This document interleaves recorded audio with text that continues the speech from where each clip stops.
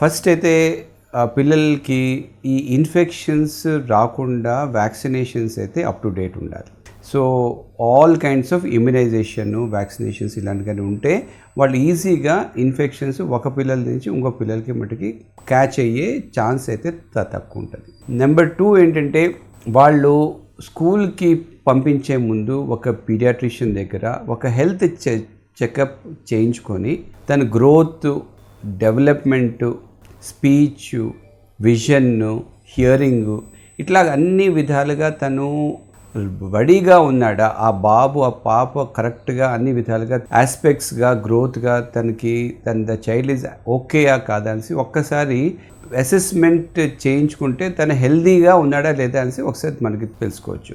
అందరి పిల్లలు 2.5, 3 ఇయర్స్కి ప్రీ స్కూల్కి వెళ్ళకపోవచ్చు. సో ఒక్కొక్క పిల్లలకి ఒక్కొక్క ఏజ్ ఉంటుంది. అంటే మనం ఫోర్సిబుల్గా టైం అయిపోయింది కదా అని మనకి అందరి పిల్లలు వెళ్తున్నారు కదా అనేసి మనం అందరినీ ఒకే ఏజ్లో పంపించవలసిన అవసరం అయితే లేదు. ఒక్కొక్క పిల్లలకి ఒక్కొక్క ఏజ్ ఉంటుంది అన్నమాట. సో అది అసెస్ చేసి పేరెంట్స్ కూడా ఒకసారి తెలుసుకొని ఈ పిల్లాడు కరెక్ట్గా తను స్కూల్కి వెళ్ళగలడా, అందరితో అలవాటు అవుతుందా, హెల్దీగా ఉన్నాడా లేదా అని పేరెంట్స్ కన్సల్టేషన్తో చూసుకొని ఆ కరెక్ట్ ఏజ్లో వెళ్ళాలి. థర్డ్ థింగ్ ఏంటంటే కొన్నాళ్ళ నుంచి ముందుగా వాళ్ళని కొద్దిగా మట్టికి ప్రిపేర్ చేయాలి. అంటే అందరూ స్కూల్కి వెళ్తున్నారు, వీళ్ళు ఇలా వెళ్తున్నారు, బడికి వెళ్తున్నారు అని వాళ్ళని మెంటల్లీ కొద్దిగా స్కూల్లో ఇలా ఉంటాయి, ఆ స్కూల్ పిక్చర్స్ మళ్ళీ ఒక్కొక్కసారి వాళ్ళని మట్టికి తీసుకెళ్ళడం, వాళ్ళతో కొద్దిగా అలవాటు కానీ అయితే కొద్దిగా వాళ్ళకి నెమ్మదిగా స్కూల్ అంటే ఏంటి అంటే ఒకేసారిగా స్కూల్లో దాన్ని జాయిన్ చేయకుండా కొద్దిగా ప్రిపరేషన్గా వాళ్ళు మెంటల్లీ కొద్దిగా మట్టికి ప్రిపేర్ అయితే పిల్లలు స్కూల్ని యాక్సెప్ట్ చేసే ఛాన్సెస్ ఎక్కువ ఉంటాయి.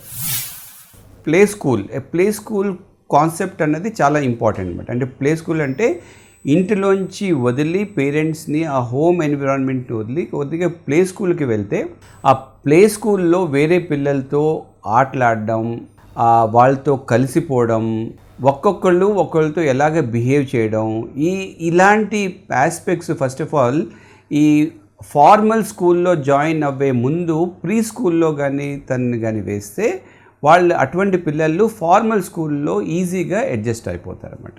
దెన్ నెక్స్ట్ ఇంపార్టెంట్ థింగ్ ఏంటంటే స్కూల్కి ఒకసారి మనం పంపించినప్పుడు ఆ స్కూల్ కూడా ఎటువంటి స్కూళ్ళు, ఆ స్కూల్లో ఆ పిల్లలకి డెవలప్మెంట్కి తోడ్పడేలాగా ఉన్నదా, అంటే వాళ్ళని డెవలప్మెంట్ని ఎన్హాన్స్ చేసే విధంగా ఉన్నదా, లేకపోతే ఫోర్స్బుల్గా ఎవరైనా వాళ్ళతో మటుకు ఏమైనా మటుకు చేపిస్తున్నారా అనేసి.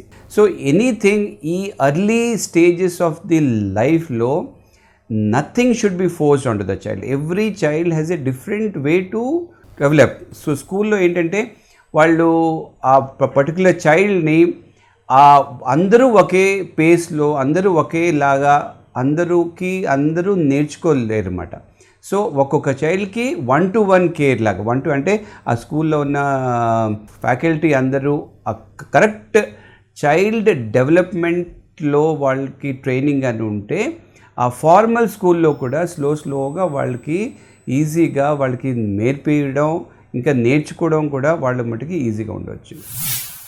ఇంటికి వచ్చాక అంటే ఇంజురీస్ ఏమైనా ఉన్నాయా లేదా ఈ పేరెంట్స్ అంతే కొద్దిగా మటుకి గమనించాలి. ఇంజురీస్ వస్తున్నాయా, లేకపోతే ఏమైనా బైట్స్ ఏదో ఉన్నాయా. స్కూల్కి పంపించేటప్పుడు కూడా సేఫ్గా వాళ్ళ స్కూల్ని మనం బస్లో కానీ, వాళ్ళ స్కూల్ బస్లో కానీ, లేకపోతే మటుకి ఆటోలో కానీ పంపించినప్పుడు ఆ బస్ అండ్ ట్రాన్స్పోర్ట్లో సేఫ్టీ మెకానిజమ్స్ ఉన్నాయా. ఇన్ఫెక్షన్స్ ఏమైనా వస్తే, తనకి ఏమైనా ఫీవర్, కోల్డ్, కాఫ్ వస్తే పూర్తిగా తగ్గేంత వరకు ఇలాంటి చిన్న పిల్లల్ని అలాగే ప్రీ స్కూల్, ఆ స్కూల్ ఎర్లీ స్టేజెస్ ఆఫ్ స్కూల్లో పిల్లల్ని స్కూల్కి పంపించకూడదు. ఎందుకంటే ఫస్ట్ ఆఫ్ ఆల్ ఈ పర్టికులర్ చైల్డ్కి తగ్గడానికి, తను పూర్తిగా మళ్ళీ రికవర్ అవ్వడానికి కొంత టైం పడుతుంది. అది పూర్తిగా రికవర్ అవ్వేంత వరకు వాళ్ళని మళ్ళీ స్కూల్కి అయితే పంపించకూడదు.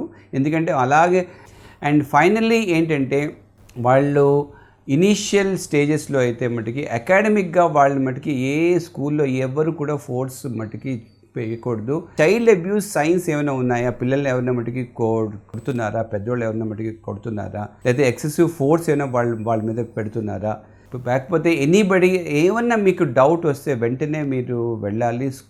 ఎందుకంటే మనం ఈ టైంలో మనకి ప్రతిరోజు మనకి న్యూస్ పేపర్లో వస్తూ ఉంటుంది చైల్డ్ అబ్యూజ్ అనేది. కొంతమంది పిల్లలకి చాలా కార్పొరల్ పనిష్మెంట్ ఇస్తూ ఉంటారు, స్లాపింగ్, హిట్టింగ్ ఇట్లాంటివన్నీ. సో ఇట్లాంటివి అన్నది ఇంత చిన్న ఏజ్లో కానీ ఏమన్నా ఫిజికల్ కానీ సెక్సువల్ వైలెన్స్ కానీ ఏమన్నా కానీ ఉన్నట్లయితే వాళ్ళ అర్లీ బ్రెయిన్ డెవలప్మెంట్ మీద చాలా ఇంపాక్ట్ ఉంటుంది.